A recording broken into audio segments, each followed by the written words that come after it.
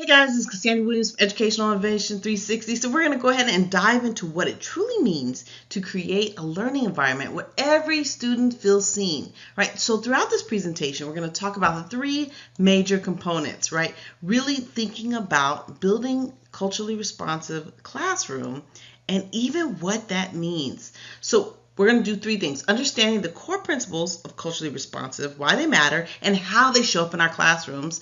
Two, what are the actionable strategies that you can start using right away, and things like integrating student voice and culturally relevant materials and like building strong relationships and trust. And then the third thing is thinking about what are the evidence-based practices, because I want to make sure you know and we highlight successful implementations from the school. So our goal today is not just to give you that toolkit, but to give you something you can relate to and start in the classroom today.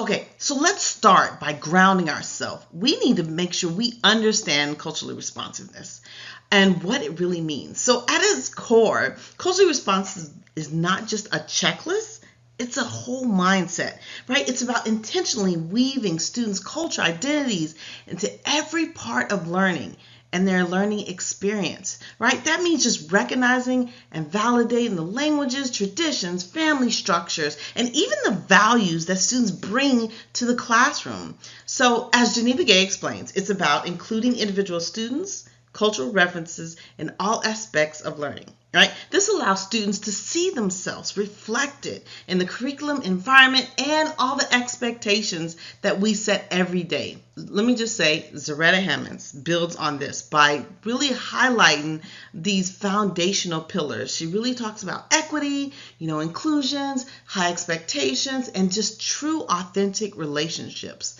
right? And so really thinking about one of my favorite authors, Gloria Ladson-Billings, and how she reinforces culturally responsive teaching. It's not just feel good, it just works, right? It increases engagement, it boosts our academic performance, strengthens social growth, and of course reduces disciplinary referrals.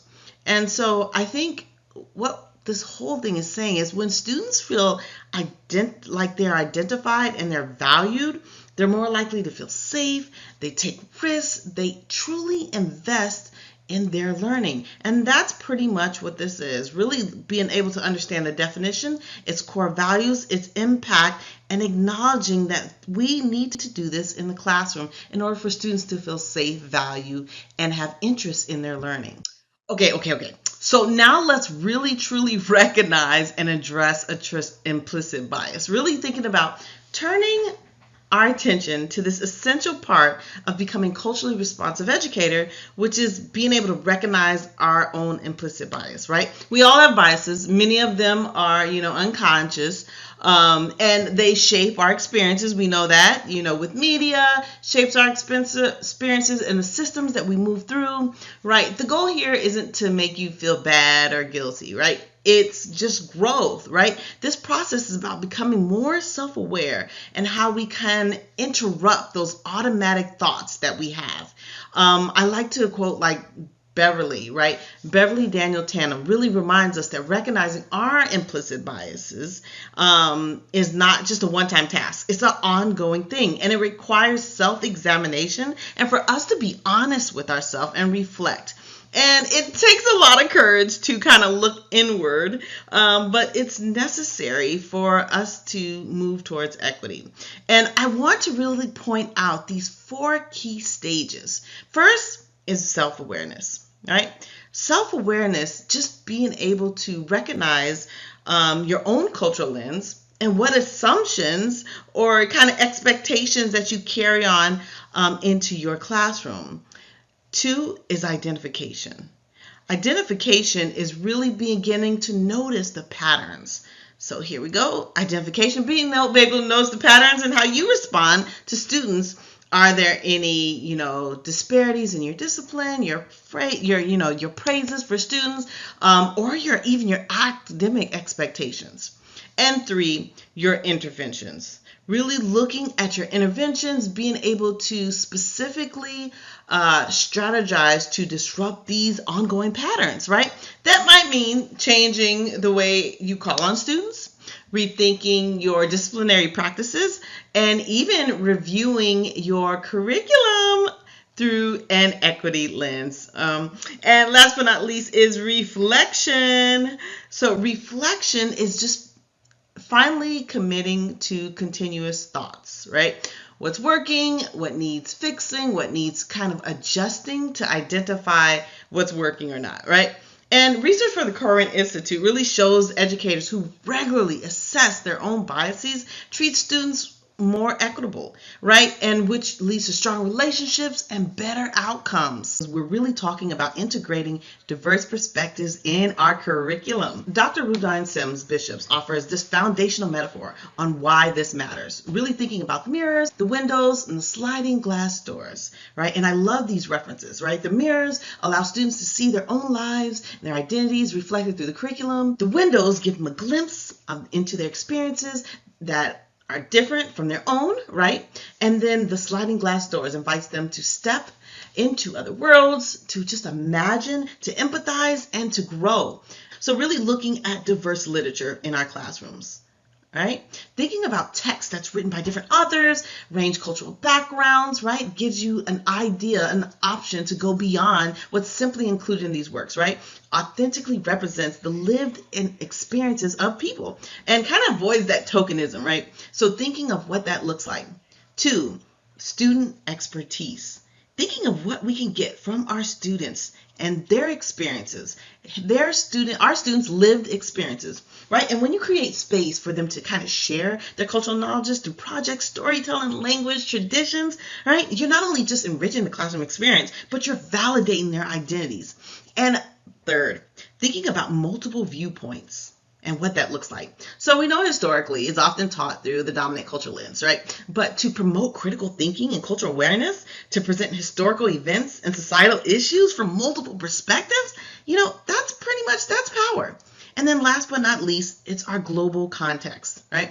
Helping students connect what they are learning to the broader global issues, right? And we're encouraging cross-cultural comparisons, and we're highlighting this, and we have intentional voices that will help deepen their understanding and prepare our students for the diverse world that they will be in. So when we're thoughtful and when we can make connections, and we're inclusive, our curriculum is inclusive, we make things more accurate and engaging and empowering for the students that we very well serve. Culturally relevant teaching methods, right? The teaching methods that bring culturally responsive to life in the classroom now. Culturally relevant pedagogy, which is what I love, defined by Dr. Gloria Ladson-Billings, right, isn't just about making students kind of feel good. It's about holding high academic expectations while affirming and drawing on the strengths from students and their cultural identities, right? So here are 4 main instructional approaches that continue to support this goal, right? All right, so now we're talking about 1, dialogue instruction. Here we go. Let me underline it, right? Because we want to understand that, of course, it was inspired by Paulo Freire, right? This method encourages open two-way conversations. Students can connect academic content to their lived experience, and it transforms the classroom space into a dialogue, right? Rather than passive. Students ask questions that matter to their lives, and they're willing to explore the responses and take initiatives in their learning. 2, experiential learning, like that, right? Really thinking of engaging students with hands-on, real-world experiences that reflect different cultural ways of knowledge, right? Whether it's project-based learning, community-based story telling, which is really powerful. These methods all support the values of learning and make learning more meaningful. And then the next one, number 3, collaborative structures. Thinking about your classroom, shift from purely individual achievement to collective success and what that looks like, right? Group work should not only be collaborative and cooperative, it should reflect on cultural values like interdependence, shared responsibility, a mutual respect from all members in the group. And then 4, thinking about your assessment variety. How do you assess now? Thinking about traditional tests often kind of struggles to have many students to demonstrate mastery. So thinking about the full range of student strength, and you offer multiple ways for students to demonstrate that they know the concept, right? Through presentations, portfolios, interviews, creative projects, right? You're honoring what each student brings, right? Their diverse skills, and you're giving everybody a chance to be successful, right? These methods not only engage students, but it allows students to think critically and just build on academic confidence. Now, I want to be transparent. We struggle with this area. How are we engaging in families and their cultural assets? really thinking about, this is crucial, but it's often overlooked. Really thinking about what do we need to do to engage families. Too often, family engagement is kind of like a checklist. Like, our school did it, boom. We sent home the newsletter, bam. We hosted the back to school night, done. And that's pretty much it. But if we truly want to build an inclusive classroom, right, we have to go just beyond, just regular outreach and just thinking about what are our true partners that we have. Dr. Joyce Epstein just talks about emphasize meaningful family communication, right? And thinking about authentic collaboration, right? I put a couple of strategies below, but here are 3 strategies that, kind of deepen our engagement with families. 1, create welcoming spaces. Think about your school. Is it welcoming to parents? Right? Start examining your school environment, right? Are your materials translated to families, their home languages? What about the visuals outside the school or on the school walls? What about your signage, your classroom decorations? Is it inclusive? Is it representative of the cultures that you have in your school community or even your classroom? Think about the way your school looks and communicates, sends so many powerful messages to your families and who belongs and who doesn't. Learn from families is number 2. Are you learning from your families, right? We don't just talk to families or talk at families. We listen. We understand what their needs are through surveys, informal conversations, classroom invitations, right? We tap into families' cultural knowledge and bring that into the classroom with the traditions and hopes and dreams of their kids and their families, right? These insights really help bridge that gap from home and school to ensure this learning is grounded in some type of life experience. And then 3, we're developing authentic partnerships. And what are we doing when we say just truly developing?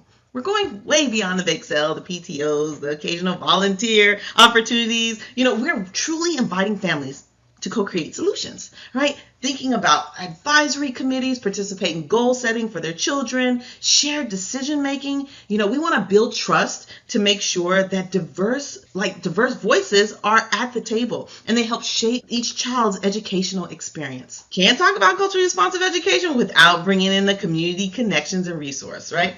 So it cannot stand alone when you're just talking about culturally responsive education, right? It's a part of a broader ecosystem. Thinking about this slide focus on how we can be intentional about the connections with our community and our resources to really deepen the learning and drawing on the Funds of Knowledge framework by Mal and Gonzalez, right? We understand being rich in cultural knowledge and lived experiences from homes to communities, right? Our job as educators is to recognize those values and resources and teachings and thinking about those components and bringing it into the school, right? So here, what are our cultural organizations? Our cultural organizations are crucial because what are our local museums that we have partnered with? Our cultural centers, our heritage institutions. These partners provide students with these learning experiences in the field, right? This grassroots culture and history, and the experts who can kind of enrich the curriculum, thinking about what that looks like for your school and what are the organizations that are near you that you can collaborate with immediately. The second one is thinking about our community leaders.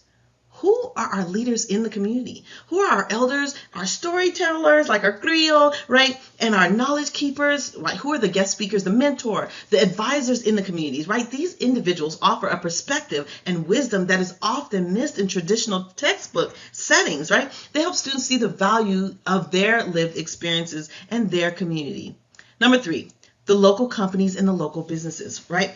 When we collaborate and we celebrate with the neighborhood and entrepreneurs in the space, we help create project-based learning opportunities that we didn't even know existed, right? Internships or job shadowing experiences that we can truly connect with the school. Because when students see how the academic skills translate into the real world skills, especially with their own communities, they get to see their value and it boosts engagement and their career readiness for opportunities in their communities. Last but not least is opportunities in higher ed. Think of our partnerships there, right?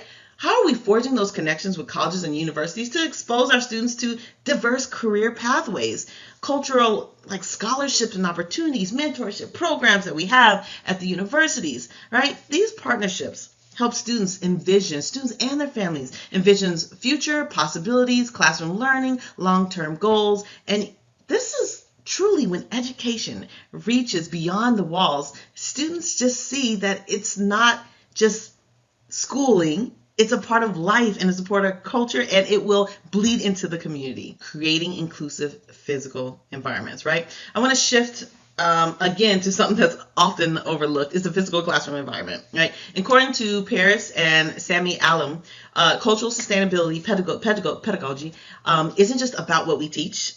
It's about the spaces that we create. And I just love that. So I had to put that in, right? Our classrooms send really strong messages and often unspoken messages about whose identities are recognized and valued, right? When we move from creating what they call a third space, right, learning environment where students don't have to choose between home and school cultures, but can bring them their full selves in the classroom, that's power, right? So we break it into these 4 components. Component number 1 is the visual representation. Think of what you have. Look around your classroom.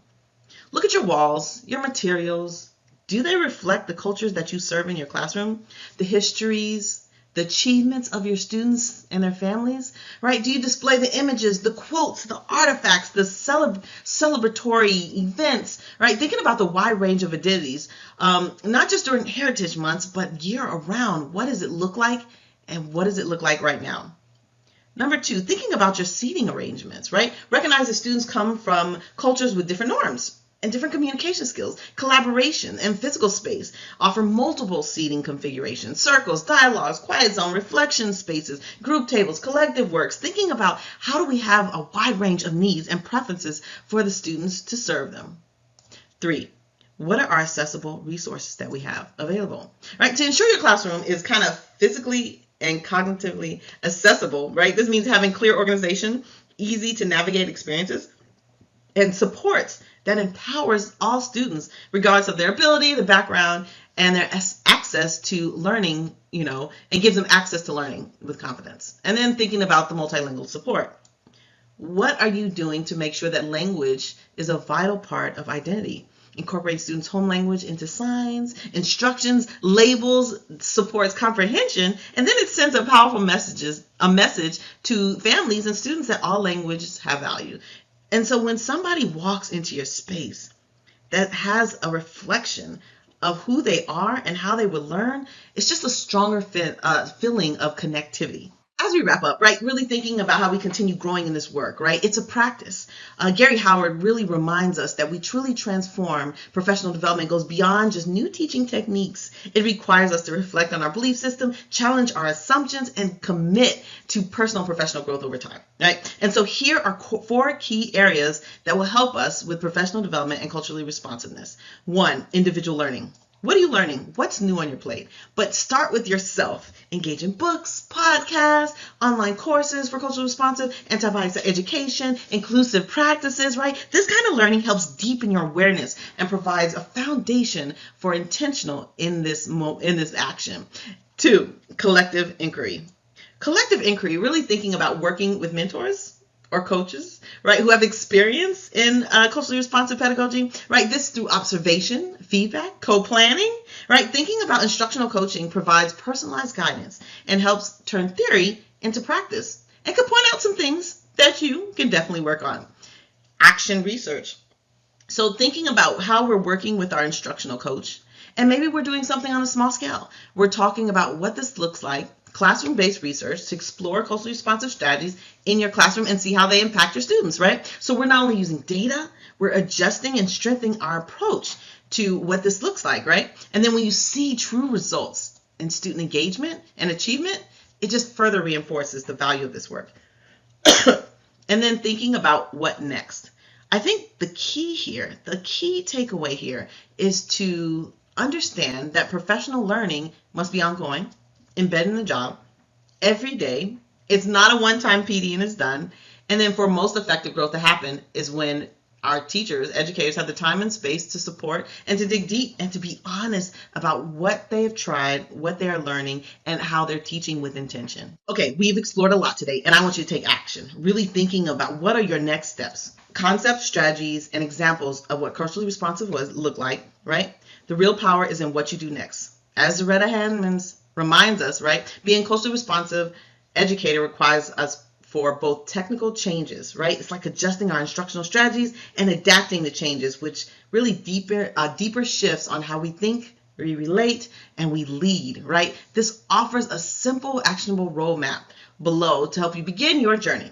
1, assess your current practices. What are you doing right now? Start by evaluating your classroom through the culturally responsive lens. Use frameworks from like Hammond to kind of reflect on your content, your environment, your interactions with students, and your instructional strategies.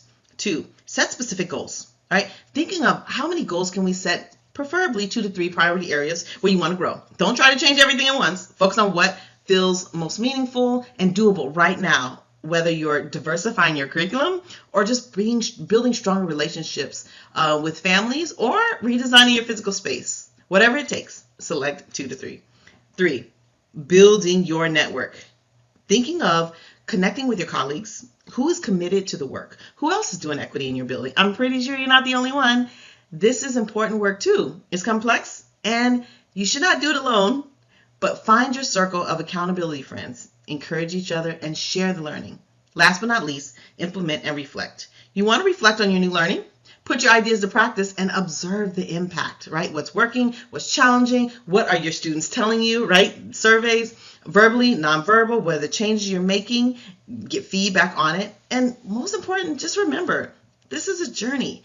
There will be many moments of uncertainty. There will be mistakes. There will be changes in learning, and it is okay, right? What matters is your commitment to building these learning spaces and every day where students can live in a space where they know you are there and they don't have to leave their cultural identity at the door. Start small, definitely stay reflective, and know that every step forward helps create this inclusive, empowering classroom that, of course, all of our students deserve. I hope these tips help. I hope you start today. Talk to you later. Bye.